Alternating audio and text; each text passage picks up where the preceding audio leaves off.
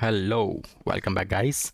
So we are going to start our today's topic, that is cash book. अब cash book के जो already हमारे पास कुछ dedicated videos हैं जहाँ पे कैश बुक का बेसिक्स वगैरह ऑलरेडी आपका कवर्ड अप हो चुका है. अब तक चैनल को सब्सक्राइब नहीं किया है तो जरूर कर लीजिएगा, ताकि हम लोग जैसे ही कोई नई वीडियो अपलोड करें आप लोगों के पास वो वीडियो आ जाए, और बेल आइकन ज़रूर दबा लीजिएगा. ओके, तो चलो आज हम स्टार्ट करने वाले हैं. अपने पास जो टॉपिक है that is a cash book. अब कैश बुक टॉपिक हम लोगों ने ऑलरेडी कवर करके इसकी कुछ डेडिकेटेड लेक्चर्स ऑलरेडी अपलोड कर दिए हैं. जाके एक बार ज़रूर चेक कर लीजिएगा, जहाँ पर एक प्रैक्टिकल क्वेश्चन भी कवर है. बट मैं गो थ्रू कर रहा था ना, एक क्वेश्चन है जो पहले तो भाई आपके टेक्स्ट बुक के अंदर प्रैक्टिकल सॉल्यूशंस के अंदर गिवन था, मतलब प्रैक्टिकल क्वेश्चंस के अंदर गिवन था, जिसको आपको प्रॉपर्ली खुद से प्लेस करना पड़ता था. जब हम पढ़ाई करते थे तब भी हमारे टाइम पे ये क्वेश्चन टेक्स्ट बुक में प्रैक्टिकल क्वेश्चंस के अंदर अवेलेबल था. बट हुआ क्या कि भाई कुछ सेशन के टाइम निकलने के बाद, आई थिंक 2-3 साल पहले, इस क्वेश्चन को उठा के मूव ऑन कर दिया गया, कोर्स से कट कर दिया गया, या फिर उठा के इलिस्ट्रेशन के अंदर डाल दिया गया. तो हम आज उस क्वेश्चन को कवर अप करने वाले हैं, और उसमें एक बड़ी प्यारी सी ट्रांजेक्शन है जो हो सकता है आपके एग्जाम में ज़रूर से ज़रूर पूछी जाए. तो उस क्वेश्चन को हम कैसे करेंगे, क्या करेंगे, मैं आज आपको वो क्वेश्चन करवाने वाला हूँ. बहुत इंपॉर्टेंट क्वेश्चन है, तो बिल्कुल साथ बने रहिएगा. और ये जो क्वेश्चन है हमारा, ये सिंगल कॉलम कैश बुक वाला क्वेश्चन है, ठीक है. बट डबल कॉलम में भी आएगा तो भी आप इजीली इसे कवर कर पाओगे. तो सिंगल कॉलम वाले आज हम कैश बुक करने वाले हैं. तो मैं क्वेश्चन पहले आपको स्क्रीन पे दे देता हूँ कि भाई क्वेश्चन हमारे पास किस तरीके का अवेलेबल है, ताकि आपको थोड़ा सा आइडिया लग जाए कि हम कौन सा क्वेश्चन करने वाले हैं, और आपको मोस्ट प्रोबेबली आपको हेल्प मिलेगा इससे.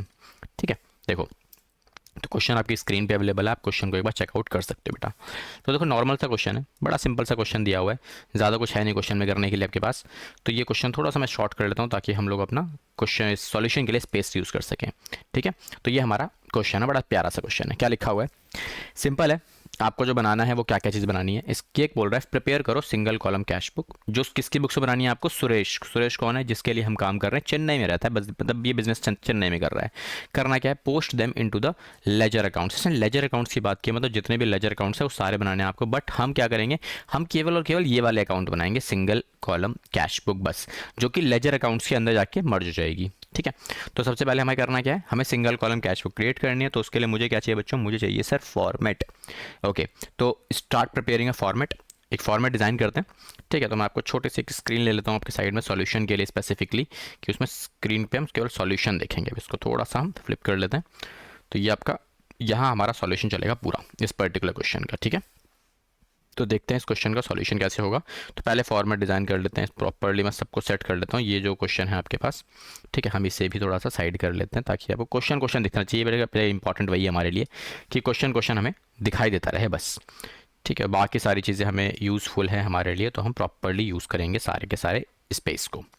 ठीक है जी, तो ये बेटा हमारा सिंपल सा फॉर्मेट बन गया. ठीक है, यहाँ हम फॉर्मेट डिज़ाइन करने वाले हैं. तो फॉर्मेट कैसे बनेगा, फॉर्मेट एक बार देख लो आप सब लोग. तो फॉर्मेट डिज़ाइन करने के लिए सिंपल सा मैं यहाँ पे एक बॉक्स बनाने वाला हूँ कि भाई ये हमारा फॉर्मेट का कंप्लीट बॉक्स बन जाता है. यहाँ पे हम लोग फॉर्मेट करने वाले हैं. ओके ओके, ये क्या ओपन हो रहा है, ठीक है. तो बेटा सबसे पहले हम चलेंगे फॉर्मेट के ऊपर.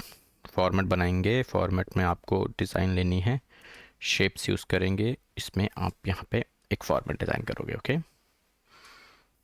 आई डोंट थिंक सो, अच्छा सिलेक्शन पे लगा हुआ है इसीलिए नहीं आ रहा. ठीक है, कोई बात नहीं, अभी आ जाएगा. ये हमारा सिंपल सा फॉर्मेट है. Just make me some time.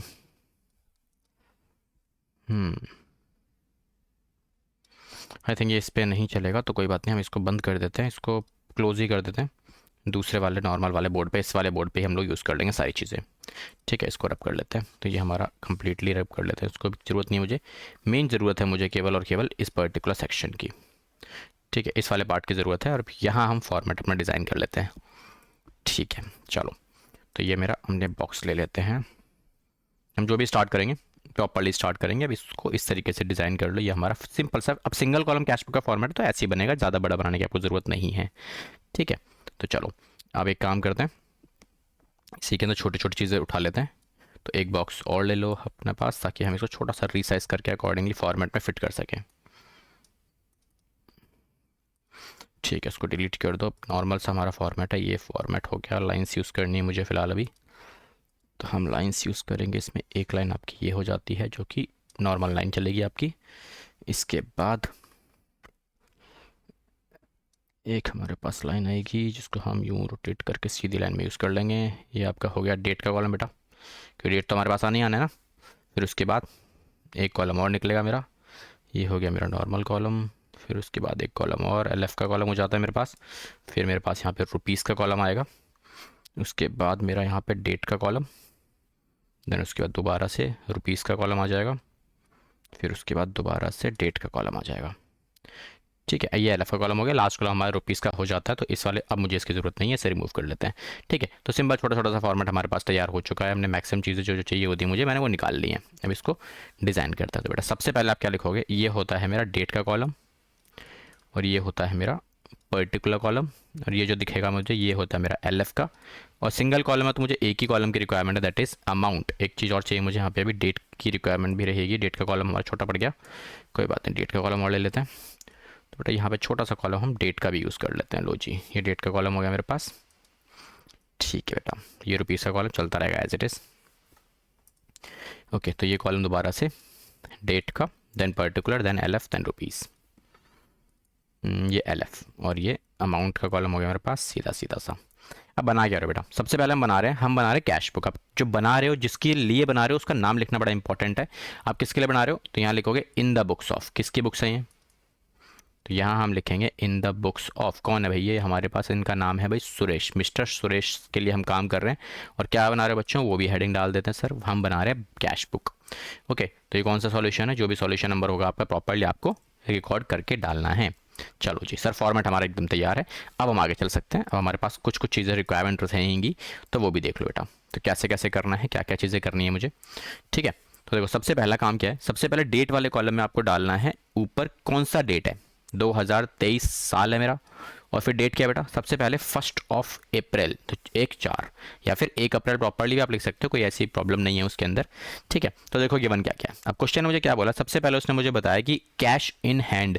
अब कैश इन हैंड का मतलब होता है ये बैलेंस पिछले साल का क्लोजिंग बैलेंस है। मतलब अगर मैं इस डेट की बात करूं, तो जो बैलेंस इस डेट पे था वही बैलेंस आप ट्रांसफर करोगे किस डेट पे, इस डेट पे। दैट मीन्स जो पिछले महीने का क्लोजिंग बैलेंस था वो इस महीने का ओपनिंग बैलेंस बन जाता है। और क्लोजिंग बैलेंस को रिकॉर्ड किया जाता है बैलेंस CD के नाम से, और ओपनिंग बैलेंस को रिकॉर्ड किया जाता है बेटा बैलेंस ब्रॉट डाउन के नाम से। ठीक है, तो यहाँ पे लिखे हैं कि आप बैलेंस ब्रॉट डाउन, तो यहाँ लिखोगे टू बैलेंस BD मतलब ब्रॉट डाउन। कितने रुपये बैलेंस है बेटा सर, 6,400 रुपये का हमारा यहाँ पे बैलेंस नज़र आ जाता है। चलो जी, अब 6,400 का हमारा बैलेंस यहाँ पे आ गया।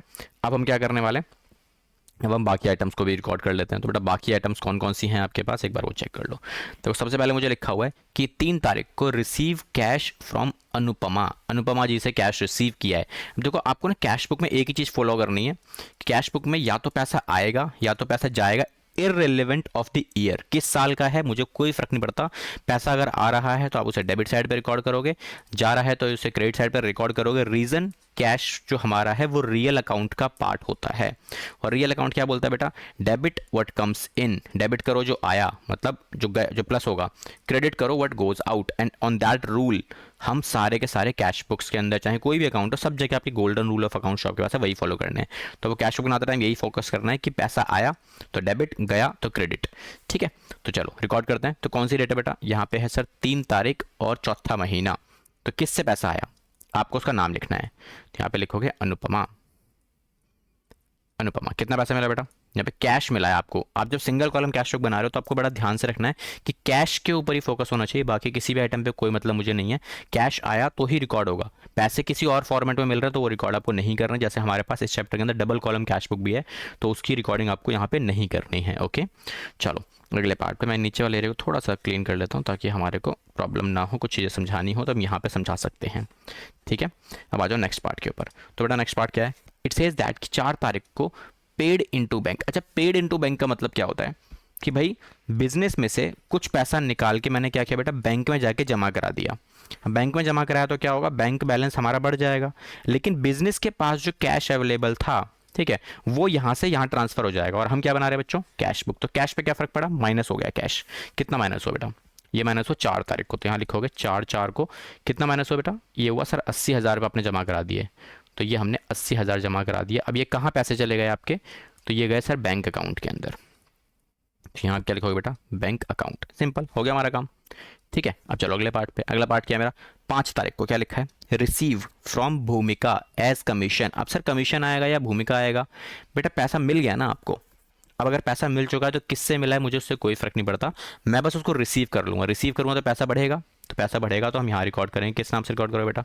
सर ये रिकॉर्ड करेंगे हम कमीशन के नाम से, क्योंकि कमीशन उसका मोटिव क्या है, पैसा मिला उसका नेचर क्या है, कमीशन, इनकम हो सकती है मेरी किसी भी तरीके की, तो यहाँ हम रिकॉर्ड करेंगे इसे इस नाम से। हो गया हमारा काम, ठीक है। देखो अगला पार्ट, अगले पार्ट में क्या लिखा है? 6 तारीख को यहाँ बोलता है पेड वेजेस। अब वेजेस अगर पे किए तो अगेन पैसा गया। कितने पैसे पे किए बेटा? आपने 30,000 रुपये के वेजेस पे कर दिए, तो 30,000 रुपये का हमने पेमेंट किया है, और यहाँ डाल देंगे हम क्या?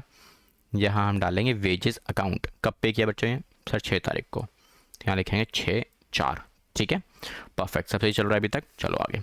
इसके बाद 7 तारीख को क्या किया बेटा इसने? 7 तारीख को इसने कुछ किया है, withdrew from bank for expenses. अब देखो एक्सपेंसेस बोला मुझे उसने, अगर मुझे ना ये 3 वर्ड में से कोई भी एक वर्ड यूज करता हो, जैसे प्राइवेट, डोमेस्टिक, या फिर वो यूज कर लेता पर्सनल एक्सपेंसेस, तो मैं इन तीनों का मतलब एक ही होता है, दैट इज पैसा घर के लिए निकाला गया, तो उसे हम ड्राइंग्स अकाउंट के थ्रू रिकॉर्ड करते हैं। बट यहाँ पे उसने मुझे बोला केवल एक्सपेंस बोला उसने मुझे, इसका मतलब ऑफिशियल पर्पस के लिए पैसा इस्तेमाल किया जा रहा है बैंक से निकाल के। अब बैंक से पैसा निकालूंगा तो क्या होगा? कैश बढ़ेगा, तो कैश बढ़ेगा तो बच्चों डेबिट साइड पे रिकॉर्ड कर देंगे आप। पैसा कहाँ से आया? सर बैंक से आया है ना, तो यहाँ क्या लिखोगे आप? Simply bank account. ओके, तो कब आया पैसा ये बेटा? ये आया सर 7 तारीख को, तो 7/4। ओके, इसके बाद 8 तारीख को क्या हुआ? Purchase goods in cash from Ashok. अब देखो सामान खरीदा है आपने, किससे खरीदा? अशोक से। पैसे दे दिए ना, मुझे क्या मतलब भाई किसको दिए क्या है, ठीक है। आपसे रिलेशनशिप की बात जरूर आपके लिए इंपॉर्टेंट है, लेकिन बिजनेस नेचर के पॉइंट ऑफ से देखा जाए तो मुझे केवल पैसे से मतलब होता है, ठीक है। तो पैसा गया, पैसा कितना गया? सामान खरीदा सर आपने 10,000 रुपये का, तो यहाँ पे 10,000 रुपये रिकॉर्ड करेंगे। और पैसा क्या है? ये परचेज किया आपने, गुड्स परचेज किए ना, तो यहाँ आप लिखोगे परचेज अकाउंट, ठीक है। देखो यहाँ स्पेसिफिकली बोला हुआ है क्या? कि गुड्स खरीदे गए हैं। अब गुड्स खरीदे गए हैं तो गुड्स के नाम से ही उसे प्रॉपर्ली आप रिकॉर्ड करोगे, परचेज के नाम, सॉरी गुड्स के नाम से रिकॉर्ड नहीं करोगे। अगर कुछ और खरीदा होता मैंने, लाइक फर्नीचर खरीद लिया तो मैं फर्नीचर लिख देता, है ना, मशीनरी खरीदी मशीनरी लिख देता, जो भी होता फिक्स एसेट्स में हम उसे उसके नाम से ही रिकॉर्ड करेंगे। अदरवाइज परचेज गुड्स करेंगे तो हम परचेज के नाम से रिकॉर्ड करेंगे। ओके, चलो नेक्स्ट ट्रांजेक्शन क्या बेटा? नेक्स्ट ट्रांजेक्शन सर कैश में सामान सेल किया है। अब सेल किया तो पैसा आएगा, है ना, और कैश में सेल किया है तो पैसा तो जाहिर सी बात है आना ही है। कितना पैसा आएगा बेटा? सर 10,000 रुपये का सामान सेल किया है, तो 10,000 रुपीज़ रिसीव होगा। और पैसा कहाँ से आ रहा है बेटा? सेल करके आ रहा है, गुड्स को बेचा है, तो गुड्स के सिनेरियो में अगर सेल होगा तो सेल, परचेज होगा तो परचेज। इसके अलावा अगर कुछ भी होगा तो उसे आप उसी के नाम से रिकॉर्ड करोगे, फर्नीचर, मशीनरी, बेड, जो भी होगा उसके नाम से रिकॉर्ड करो प्रॉपर तरीके से, ठीक है। अगला क्या है? 11 तारीख, क्या लिखा है? Drew cash for purse. देखो क्या लिखा है इस बार? Personal use. अभी समझाया मैंने आपको, क्या लिखा है, क्या यूज़ किया इसने इस बार वर्ड? पर्सनल यूज़ के लिए। तो ये हो जाता है मेरा ड्राइंग्स। ड्रू कैश का मतलब क्या? पैसा निकाला, तो कैश गया, तो बेटा ये हो चुका है, ये हो चुका है। कैश गया मतलब, तो यहाँ रिकॉर्ड करोगे आप इस साइड पे। किस नाम से रिकॉर्ड करना बेटा? ये रिकॉर्ड करना है सर हमें ड्राइंग्स के नाम से, है ना, तो यहाँ हम लिखेंगे ड्राइंग्स अकाउंट, डेटेड 11/4, परफेक्ट। उसके बाद क्या लिखा है? उसके बाद यहाँ मुझे लिखा हुआ है परचेज फर्नीचर। अब फर्नीचर परचेज किया गया है, कितने का फर्नीचर परचेज किया है बेटा? 4,000 का। अब मैंने अभी क्या बताया था कि परचेज गुड्स के अलावा अगर आपने कुछ भी खरीदा तो उसे उसी के नाम से रिकॉर्ड करना है। जैसे यहाँ पे फर्नीचर खरीदा गया है तो मैं फर्नीचर ही लिखने वाला हूँ इधर, मैं गुड्स नहीं लिखूंगा इस बार। जो खरीदा उसका नाम, फर्नीचर खरीदा तो फर्नीचर का नाम। कितने रुपये फर्नीचर खरीदा बेटा? सर 4,000 का, तो 4,000 लिख लो, कोई प्रॉब्लम नहीं है इसके अंदर, है ना। तो ये क्लियर है, चलिए आगे चलते हैं। इसके बाद पेड टू रूमा। अब ये रूमा कौन है, हमें क्या मतलब? मेरे को पैसे दिए, मैंने पैसे दिए तो पैसा गया, तो 3 तारीख को आप यहाँ रिकॉर्ड करोगे। किसको दिए पैसे आपने? रूमा को, ठीक है, तो यहाँ लिखेंगे रूमा। तो टू रूमा कितने पैसे दिए बेटा? यहाँ दिए सर हमने 1,200 रुपये, तो 1,200 रुपये रिकॉर्ड कर लो। ओके, इसके बाद अगेन नेक्स्ट क्या लिखा है? Paid to Ganguly's brother for office fan. देखो किसको पैसा दिया मुझे मतलब नहीं है, लेकिन खरीदा क्या? ऑफिस के फैन खरीदे हैं। कितने रुपए के? 1,500 रुपये के, तो पैसा गया, पैसा गया तो इधर। अब पेमेंट किस चीज़ की करी है? ऑफिस के फ़ैन खरीदने की, तो ऑफिस का फ़ैन ही लिखा जाएगा। हमें कोई मतलब नहीं है किसको पैसा दिया, कंपनी का नाम क्या था, जो खरीदा वो एसेट्स बन गया मेरा, ख़त्म बात, दैट्स इट, ठीक है। तो ये एंट्री हमारे पास हो जाती है। अगले पार्ट में क्या बोला मुझे उसने मुझे बोलता है 14 के बाद 15 को paid own life insurance premium. देखो अपने खुद का लाइफ इंश्योरेंस प्रीमियम उसने ऑफिस का पैसा यूज़ किया पे करने के लिए। 800 रुपये ऑफिस का पैसा और खुद का है, वो पर्सनल है, तो पर्सनल लेवल पे जो इंश्योरेंस प्रीमियम है वो ड्राइंग्स के नाम से ही रिकॉर्ड किया जाएगा, ठीक है। तो आपको आइडेंटिफाई करना पड़ेगा भाई किसी भी तरीके का जो उसका पर्सनल एक्सपेंस है, अगर उसको वो पे आउट करने के लिए ऑफिस का पैसा इस्तेमाल कर रहा है तो ऑलवेज मेक श्योर कि आप हमेशा क्या यूज़ करोगे बच्चों? सर हम यूज़ करेंगे अपने पास ड्राइंग्स अकाउंट, ठीक है। तो आपको ड्राइंग्स अकाउंट ही यूज़ करना है अगर कभी भी पर्सनल एक्सपेंसेस की बात आती है, तो ये चीज़ आपको ध्यान रखनी है, ठीक है बेटा। चलें अगले पार्ट पे। ओके चलो जी, अब अगला पार्ट क्या मेरे पास सिंपली बोला हुआ है कि परचेज क्या किया बेटा, स्टेशनरी खरीदी हमने 1000 रुपये की। परचेज क्या किया, स्टेशनरी, तो पैसा गया, तो यहाँ लिखेंगे 1000 रुपये। कितना पैसा गया, यहाँ क्या लिखोगे आप, स्टेशनरी। तो यहाँ स्टेशनरी अकाउंट हो गया मेरा। कब खरीदा बेटा ये, सर हमने खरीदा है 16 तारीख को, है ना, 16/4 को। उसके बाद पेड फॉर ऑफिस एक्सपेंसेस। अब ऑफिस एक्सपेंसेस के लिए खर्चा, दोबारा पैसे गए, तो कितना लिखोगे बेटा, 500 रुपये लिखोगे यहाँ पे। और क्या लिखोगे यहाँ पे, ऑफिस एक्सपेंसेस। सिंपल, खर्चे का नाम लिखो, जो भी आया वहाँ जहाँ से आया, जिस वजह से आया वो वजह लिखो। Particular column is just record the वजह, ठीक है, बाकी और कुछ रिकॉर्ड नहीं करता वो। आगे चलते हैं। आगे क्या है, इलेक्ट्रिसिटी एक्सपेंसेस। खर्चा क्या भाई, बिजनेस चला रहे हो तो बिजली का बिल तो भरना ही पड़ेगा ना, तो बिजली का बिल भरोगे तो उसका खर्चा भी रिकॉर्ड करोगे आप। क्या लिखेंगे यहाँ पे, इलेक्ट्रिसिटी चार्जेस। तो ये हमने रिकॉर्ड कर लिया, इलेक्ट्रिसिटी चार्जेस कितने रुपए का, 19 तारीख को रिकॉर्ड किया बेटा, 100 रुपये सॉरी। उसके बाद 20 तारीख को क्या लिखा है, रिसीव इंटरेस्ट फ्रॉम रमन। देखो रिसीव किया है तो पैसा मिलेगा, कितना मिला बेटा, 500 रुपये मिले, है ना। तो यहाँ रिकॉर्ड करोगे किस चीज़ के मिले, रमन से मिले, मुझे इससे मतलब नहीं है, पैसा किस चीज़ का मिला है, सर ये मिला इंटरेस्ट का, तो बेटा इंटरेस्ट अकाउंट ही लिखा जाएगा, ठीक है। ये चीज़ें आपको छोटी छोटी चीज़ें जो ध्यान रखनी है आपको हमेशा। ओके, तो ये हमारा क्वेश्चन कंप्लीट है।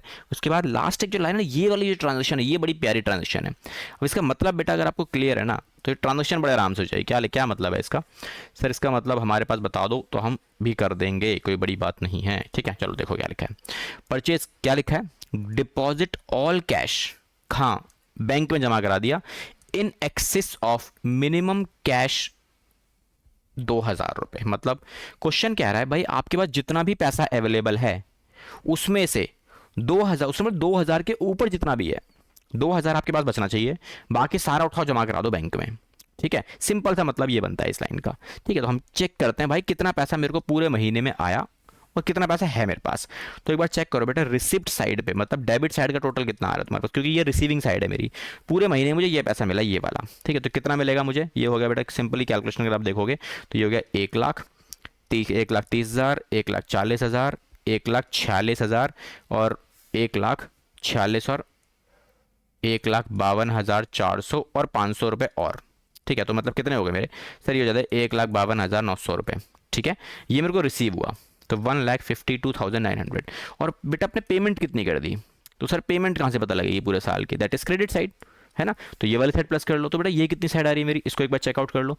देखो ये कितना हो जाता है, 80, 1,10,000 रुपये, 1,20,000, 1,30,000, फिर उसके बाद इसको काउंट करो, 1,30,000 हो गया था ना मेरा, 1,30,000 के बाद 1,32,000, 1,32,000 के बाद 1,33,000, 34, 35, 35 और 4 3900, 100, तो 1,39,100, ठीक है। इतना पैसा मेरा बचता है क्रेडिट साइड का, मैंने मतलब इतने खर्चे कर दिए मैंने, तो कितना बैलेंस बचता है आपके पास हाथ में अभी, तो सर ये बैलेंस हमारे पास बचना चाहिए टोटल अराउंड 11,800 रुपये का।